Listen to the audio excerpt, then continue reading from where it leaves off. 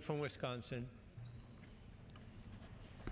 Mr. Speaker, I reserve the balance of my time. One reserves. Gentleman from Illinois. Mr. Speaker, I would request to engage in a colloquy with the subcommittee chairman of the Housing Subcommittee of the Financial Services. I will yield to my colleague. Thank you. Thank you. I would like to thank the chairwoman and express my appreciation for all she's done for this, and to express my appreciation to my other chairman, Mr. George Miller, for his outstanding work on behalf of homeless people, and for working with our Financial Services Committee to recognize the educational and housing needs of homeless children and youth. And I'd also like to thank Representative McCarthy and Representative Jeff Davis for their work as well. As you know, the Education and Labor Committee has jurisdiction for the McKinney-Vento Education for Homeless Children's Act, the Runaway and Homeless Youth Act, and Head Start. And H.R. 7221 will broaden HUD's definition of homelessness to include a subset of children and youth who meet the definition of homelessness used by other federal statutes. And we appreciate the inclusion of these children and believe it is a step in the right direction.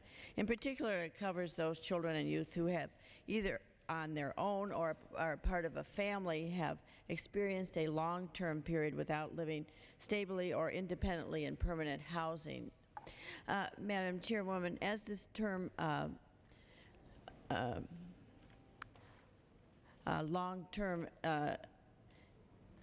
is open to interpretation, is it the committee's intention that any regulation that interprets this provision would acknowledge that long-term period should be viewed from the perspective of children and recognize their unique developmental needs?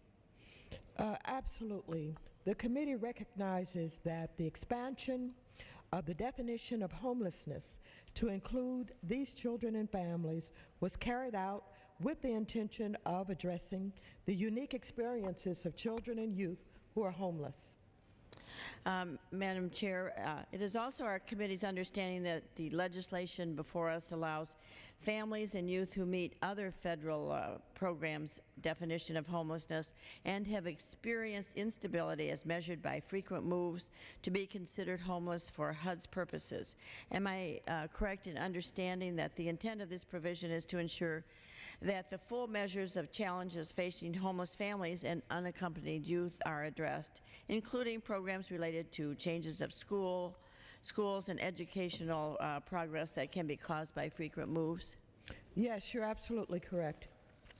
Madam Chair, by including language that acknowledges the various definitions of homelessness in other federal statutes, is it the committee's intention that HUD homeless assistance programs should consider information provided by these federal programs in determining eligibility under this section, and that HUD-funded homeless providers should be encouraged to engage with homeless providers receiving funds from other federal agencies to utilize their assessments and counsel in making eligibility requirements?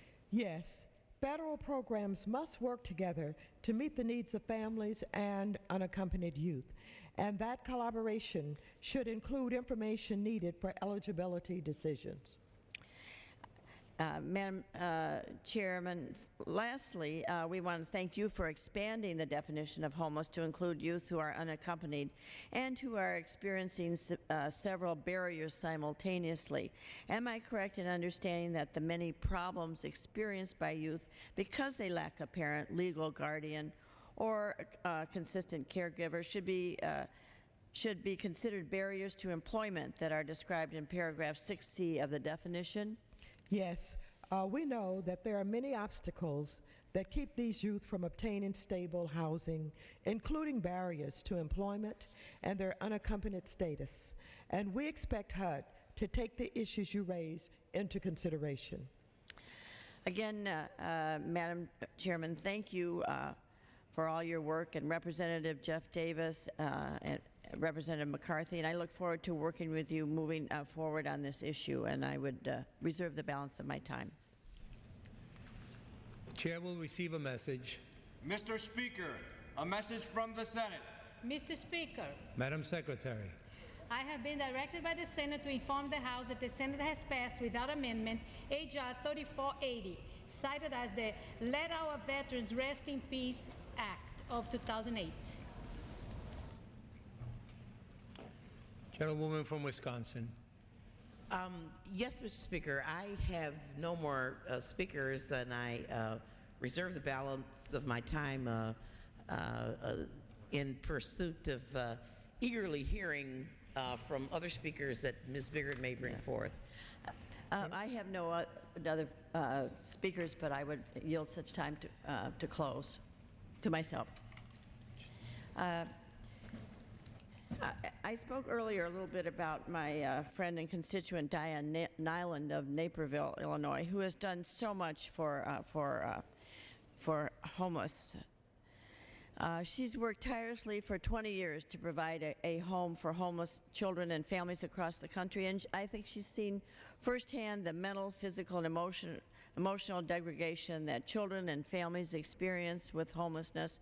In her testimony before the Financial Services Committee last October, she said, and I quote, "Homeless service providers in communities of all sizes await the day that HUD provides the opportunity for people in all homeless situations to receive the assistance they need.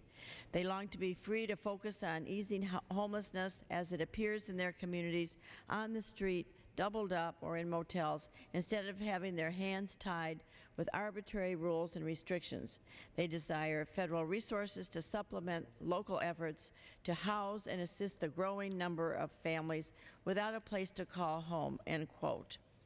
I'd also like to thank Carol Simler of DuPage Pads and all of the wonderful people in my district to help with homelessness. And I know we all have so many stories in all of our districts. And with that, I would urge my colleagues to vote for this bill and yield back my time. Gentlewoman yields back. Gentlewoman from Wisconsin. I also would urge that my colleagues pass this bill, and I yield back the balance of my time. All time has expired. The question is, will the House suspend the rules and pass H.R. 7221 as amended?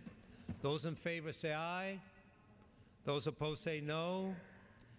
In the opinion of the chair, 2/3 being in the affirmative, the rules are suspended. The bill is passed. Gentlewoman from Wisconsin. Mr. Speaker, I request the yeas and nays. The yeas and nays are requested. All those in favor of taking this vote by yeas and nays will rise and remain standing until counted. A sufficient number having arisen, the yeas and nays are ordered. Pursuant to Clause 8 of Rule 20 and the chair's prior announcement, further proceedings on this motion will be postponed.